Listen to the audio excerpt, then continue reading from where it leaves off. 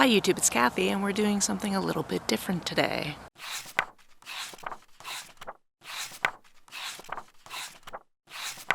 So I woke up this morning and it was before the sun was up, and because I'm not at home, I was like, you know what, I am allowed to wait for the sun to come up to film. And then I waited, and yeah, it's just foggy as all get out today, so I'm gonna film outside for the atmosphere, because why not? Also, really far in the distance behind me is a Merry Christmas sign on a barn, and that's just delightful to me.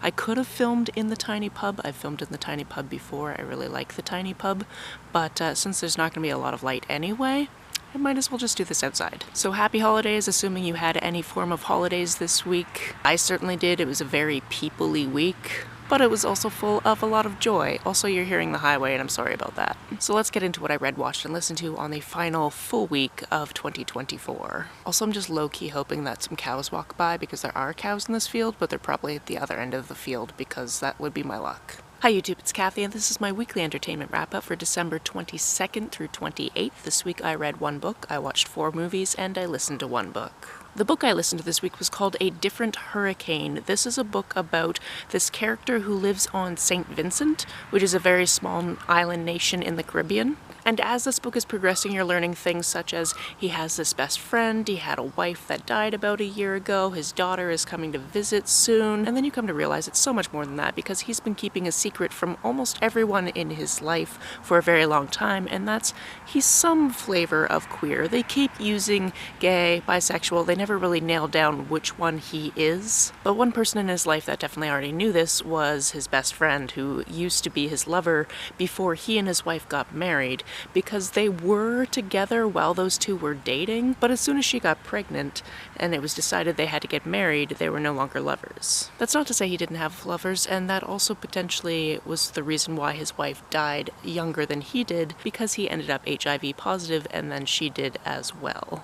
Now, first and foremost, I will point out that that is not a death sentence. There are many people today that just have to take the right drugs and then they are completely fine. But obviously, if you're not well versed in the research that's been done on this, you're probably thinking back to when HIV and AIDS first came out and was known as a thing and how people were dying in droves. That's no longer the case. However, it does really affect your immune system, so that was something that potentially affected her life for sure. This one was an interesting read because of all of the things I've mentioned, but at the same time, it was written in a way that didn't personally work for me, and that's perfectly fine. Not everything has to work for me, and I do take enjoyment in things even if they're not written in my favorite way to read. We've got birds in stereo because there's birds over here and there's birds over here, and they're all making noises, so I hope you're enjoying this. As for the movies I watched this week, all of them were Christmas or holiday related in some way. The first one was Hot Frosty, which we watched just so we could make fun of it.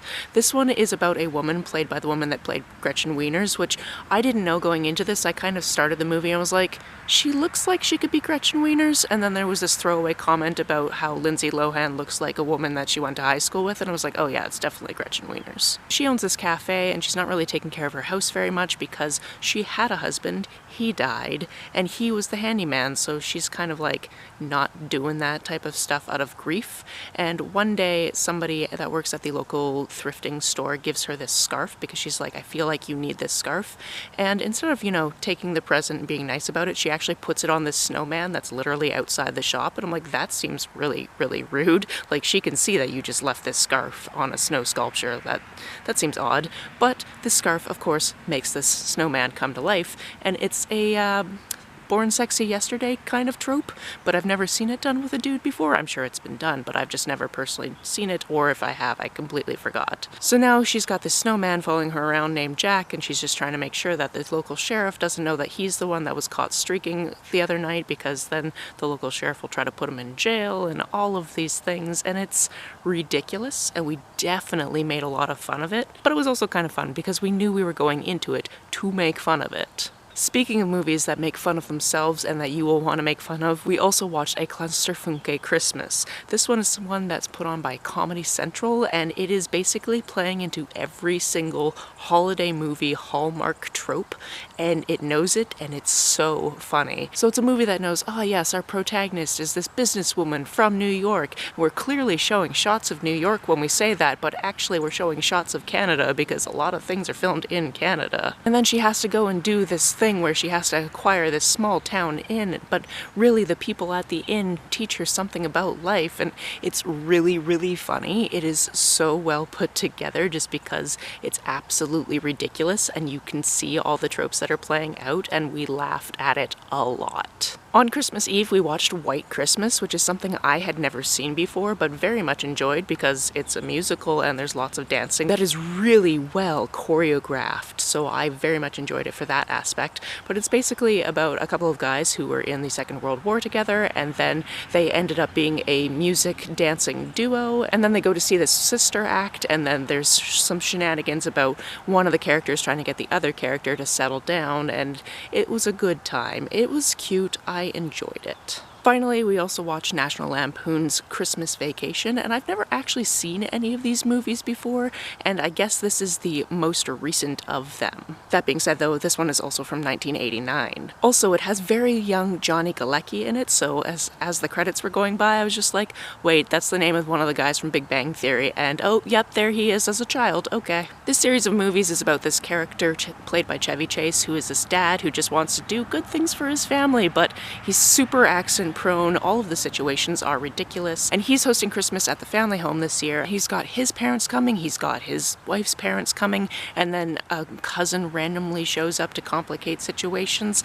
and he's really hoping to get his Christmas bonus check so he can tell the family his grand plans, but it's not showing up, and that's causing some stress. It's ridiculous. There were certain things in this that we were like, well, this isn't the funniest part of the movie. They tried real hard, but it's just not funny. But for the majority of it, we were like, okay, yeah, this is dumb, but we're okay with it because we knew what we were getting when we went into this. As for the book I listened to this week, that was A Murder in Hollywood. This is a non-fiction book about this very, very famous murder that I had never heard of, because although I had heard of a lot of the people mentioned in this book, I don't know much about any of them individually. So there was this famous Hollywood actress named Lana Turner, and a lot of this has to do with her life, because at the very beginning of this book, we have this circumstance where she is telling somebody to call a certain lawyer because her lover is dead in her house. That lover also has mob ties, so that's not good. And then we kind of Tarantino things, and then when we go back and kind of see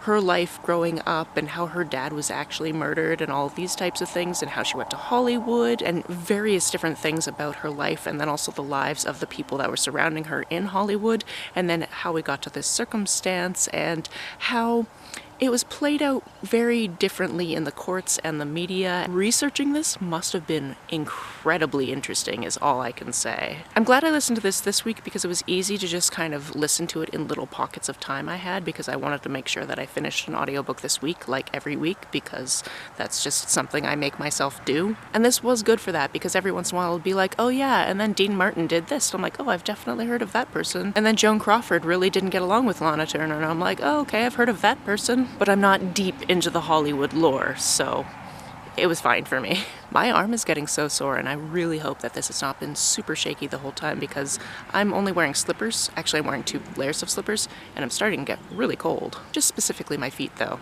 It's actually probably like 6 degrees outside. We're probably fine. Anyway, that's it for this week and pretty much this year. If you've read, watched, or listened to any of these, please let me know about it down in the comments below. On the way down to the comments, if you hit that subscribe button, that would be very nice of you. If you don't feel like leaving a comment but want to make sure that I know you were here, just leave me an emoji or a smiley face if you happen to be on your keyboard.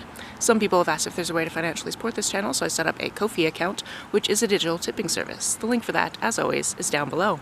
You can like and share this as you see fit, and I will see you very soon. Bye. I only just realized I've been breathing fog at you this whole time. Wow. Let's hope this worked out and I don't have to redo it.